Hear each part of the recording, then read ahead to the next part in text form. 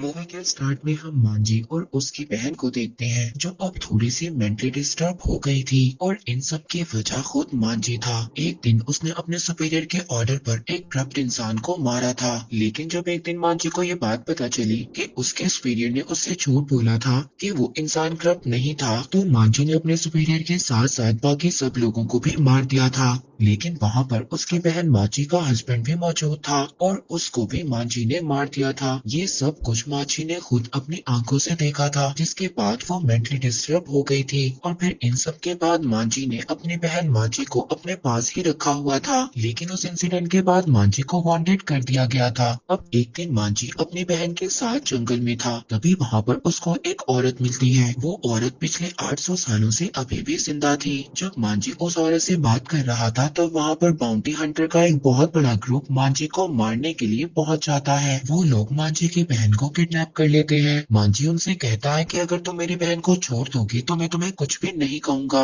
अब इस ग्रुप का लीडर मांझी से वेपन्स को नीचे रखने के लिए कहता है। मांझी उसकी बात मान लेता है, जो वो सभी वेपन्स को नीचे रख देता है। लेकिन जैसे ही मांझी अपने भाई के पास जाने लगती है, इस ग्रुप का लीडर मांझी को मार देता है। अब ये सब देखने के बाद मांझी को बहुत ज्यादा गुस्सा आ जाता है। वो इस ग्रुप के सभी लोगों को एक एक कर मार देता है और इसी के दौरान मांझी की एक आंख बहुत बुरी तरह से इंजर्ड हो जाती है और साथ ही उसका फेस भी कट जाता है और मांझी का एक हाथ भी फाइट के दौरान कट गया था। और लास्ट में मांझी के सामने सिर्फ इस ग्रुप का लीडर ही बचता है। मांझी अब उस ग्रुप के लीडर को भी मार देता है, लेकिन अब वो भी बहुत ज्यादा इंजर्ड हो गया था। इसके बाद वहाँ पर वही औरत आती है जो 800 सालों से जिंदा थी। मांझी उस औरत को कहता है कि तुम मुझे मार दो, अब मेरी लाइफ की आखिरी वजह भी खत्म हो चुकी है। लेकिन वो औरत मांझी को मारने की बजाय उसकी बॉडी में ब्लड वर्म्स को प्लांट कर देती है। उसकी वजह से वो वर्म्स मांझी की बॉडी को हील कर देते हैं और अब मांझी का कटा हुआ हाथ भी जुड़ जाता है। और इतना ही नहीं, मांझी अब इमोर्टल हो गया था, यानी कि एजलेस, वो कभी भी नहीं मर सकता था। इसके बाद मूवी का सीन शिफ्ट हो जाता है। यहाँ पर हम 52 इयर्स के बाद देखते हैं एक मास्टर कुछ लोगों को क्लास दे रहे थे। यहाँ पर मास्टर की बेटी रेन भी ट्रेनिंग कर रही थी। तभी यहाँ पर सोसाइटी का लीडर अनोसू अपने लोगों के साथ आ जाता है। वो यहाँ पर आकर सभी लोगों को मार देता है। इसके बाद वो मास्टर के पास आता है। अनोसू की एक सोसाइटी थी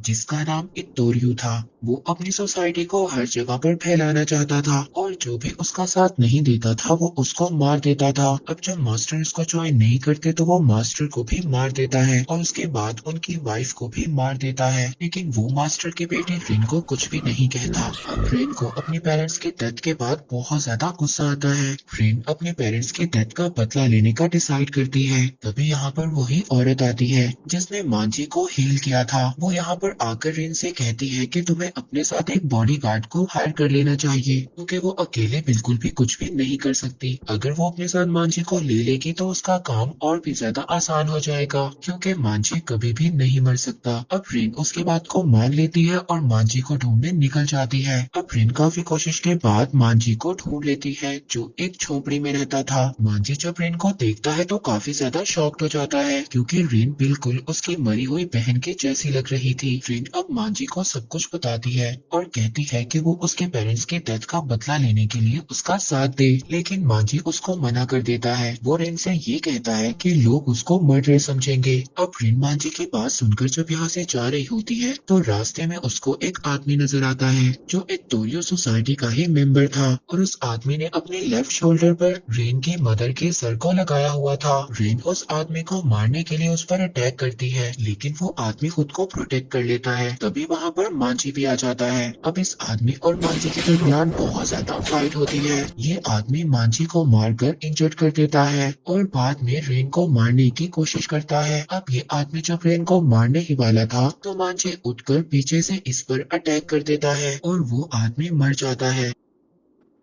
अब उस आदमी को भी समझ नहीं आ रही थी कि मांझी आखिर क्या चीज है। मांझी अब रेन को अपने एजलेस होने का भी बता देता है। अब मांझी बदला लेने के लिए रेन की हेल्प करने के लिए तैयार हो जाता है। दूसरी तरफ हम अनोसू को देखते हैं जो एक आदमी के साथ कॉन्ट्रैक्ट को डील कर रहा था। उस आदमी के साथ मिलकर एक तोरियो नाम की अकेडमी खोलना चाहता था, लेकिन इसकी शर्त ये थी कि वही इस अकेडमी का हेड रहेगा। अब वो आदमी अपने काउंसिल मेंबर से बात करने के लिए कहता है। इसके बाद अनोसू को उस आदमी के के मरने की खबर मिलती है जिसको मांझी ने मार दिया था। अब अनोसु अपने एक दूसरे आदमी को रिन और मांझी को ढूंढने के लिए भेज देता है। दूसरी तरफ रिन जब एक आदमी के पास अपनी तलवार बनवाने के लिए जाती है तभी वो वहाँ पर नोटिस करती है कि उसके फादर की तलवार वहाँ पर पड़ी हुई थी। अब वही आदमी जिसको अनोसु ने रिन को ढूंढने के लिए भेजा था वो वहाँ पर आकर उस तलवार को लेकर चला जाता है, लेकिन वो वहाँ पर रिन को नोटिस नहीं करता। अब रिन जल्दी से मांझी के पास आती है और उसको बताती है कि टेंपल के पास उसने एक आदमी को देखा जिसके पास उसके फादर की तलवार थी।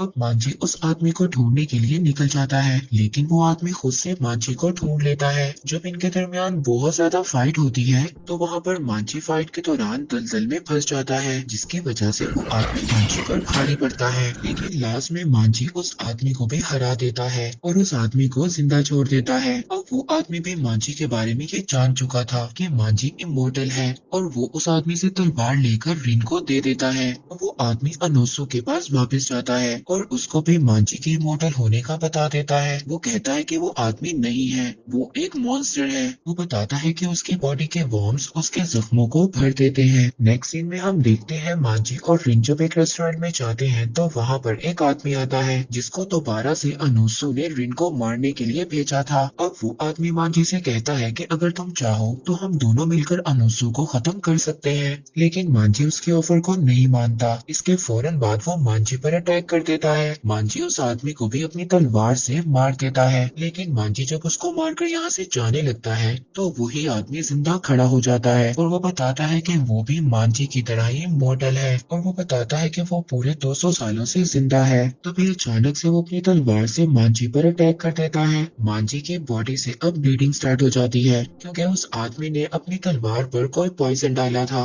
उस पॉइजन की वजह से मांझी की बॉडी के ब्लड वॉर्म्स कमजोर हो गए थे और वो वॉर्म्स उसके जख्मों को कंट्रोल नहीं कर पा रहे थे। अब वो आदमी रिन को पकड़कर अपने साथ ले जाता है। वो आदमी जैसे ही रिन को मारने वाला था वहाँ पर मांझी आ जाता है। अब इन दोनों के दरमियान वहाँ पर दोबारा से फाइट स्टार्ट हो जाती है। मांझी अब अपने सभी वेपन्स उस आदमी के अंदर डाल देता है, लेकिन इसके बावजूद उस आदमी को कुछ भी नहीं होता। इसके बाद वो आदमी दोबारा से अपनी तलवार पर वही पॉइजन लगा लेता है और वो दोबारा से मांझी पर अटैक करता है, लेकिन मांझी उसकी तलवार को खींचकर उसी की बॉडी के टुकड़े टुकड़े कर देता है। लेकिन ये सब उस आदमी की ही एक चाल थी क्योंकि वो अपनी लाइफ से बहुत ज्यादा तंग आ गया था और अब वो मरना चाहता था। दूसरी तरफ हम अनोसु को देखते हैं जिसको अपनी एकेडमी को चलाने के लिए परमिशन मिल चुकी थी। वो यहाँ पर बहुत ज्यादा खुश था क्योंकि अब सभी स्कूलों को उसके ऑर्डर्स को मानना था। तभी वहाँ पर एक आदमी आता है और वो अनोसु को उस आदमी के डेथ के बारे में बताता है जिसको मांझी ने मार दिया था, जो इमोर्टल था। इसके बाद अनोसु अब रिन और मांझी को मारने के लिए अपने सबसे लॉयल फॉलोअर एक लड़की थी उसको भेजता है। अब वो लड़की आते ही सार मांझी पर अटैक कर देती है, लेकिन मांझी अब वीक हो गया था क्योंकि उसके जख्म अभी पूरी तरह से भरे नहीं थे। वो लड़की मांझी को बहुत ज्यादा जख्मी कर देती है। वो लड़की अपनी तलवार से मांझी का हाथ भी काट देती है, लेकिन तभी उसे ये बात समझ आती है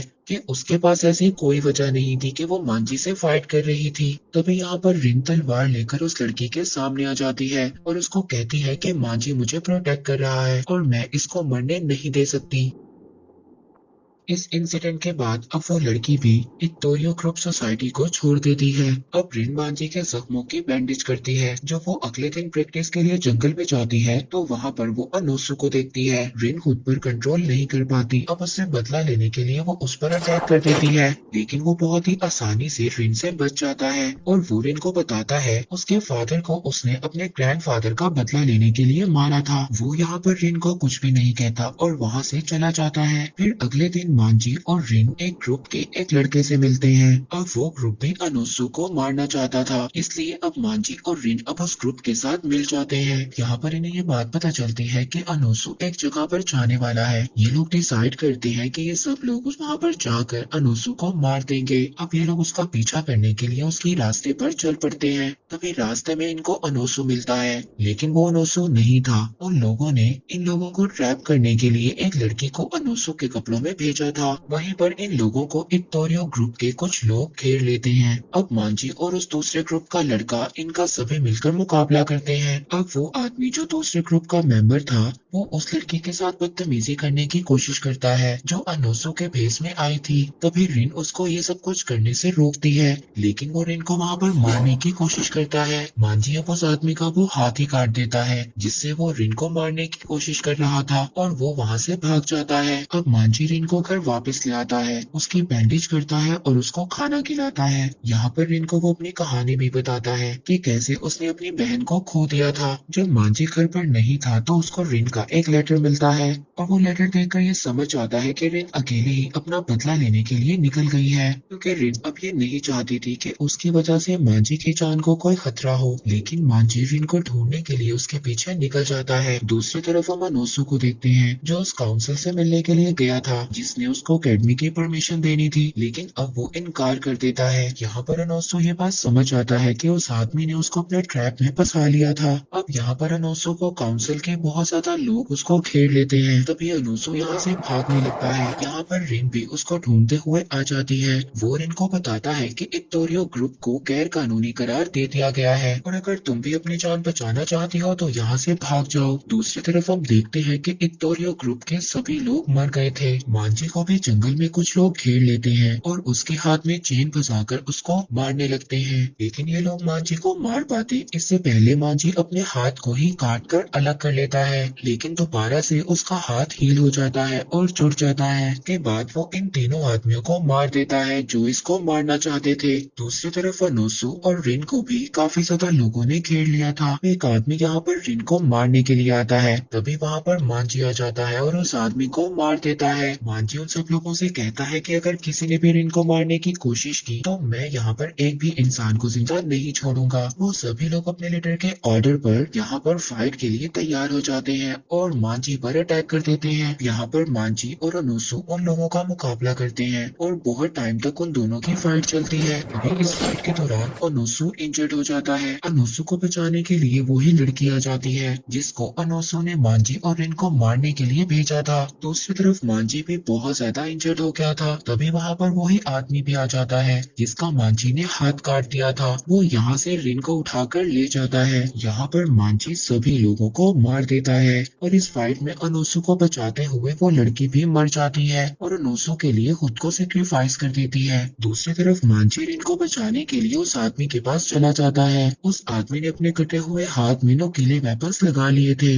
वो यहाँ पर मांजी से सभी वेपन्स को रखने के लिए कहता है, लेकिन मांजी यहाँ पर अपनी पुरानी गलती को रिपीट नहीं करता। वो अपने पास एक छोटी सी नाइफ रख लेता है। वो मौका मिलते ही रिन की रस्सी को वहाँ पर काट देता है और रिन वहाँ से भाग जाती है। मांजी उस आदमी से फाइट के दौरान वो एक पहाड़ से नीचे गिर जाते हैं। मांजी तो संभल जाता है, लेकिन वो आदमी एक बेल को पकड़ लेता है। वो आदमी काफी ज्यादा नीचे चला गया था। वो मांजी से कहता है कि मैं दोबारा तुम्हें मारने के लिए जरूर आऊंगा। इसके बाद मांजी उस बेल को काट देता है जो उस कटे हुए हाथ वाले आदमी ने पकड़ी हुई थी। अब वो भी नीचे गिर जाता है और मर जाता है। दूसरी तरफ अनोसू और काउंसिल की फाइट हो रही थी। अनोसू बहुत ज्यादा गुस्से में था क्योंकि उस काउंसिल ने उस लड़की को मार दिया था। वो गुस्से में उस काउंसिल की बॉडी के 2 टुकड़े कर देता है। यहाँ पर सिर्फ मांजी, रिन और अनोसू ही बचे हुए थे। यहाँ पर मांजी और अनोसू की फाइट होने लगती है। इन दोनों की फाइट काफी देर तक चलती है और आखिर में मांजी अनोसू को हरा देता है, लेकिन वो खुद अनोसू को नहीं मारता। ये काम वो रिन को दे देता है ताकि रिन खुद अपने पेरेंट्स का बदला ले सके।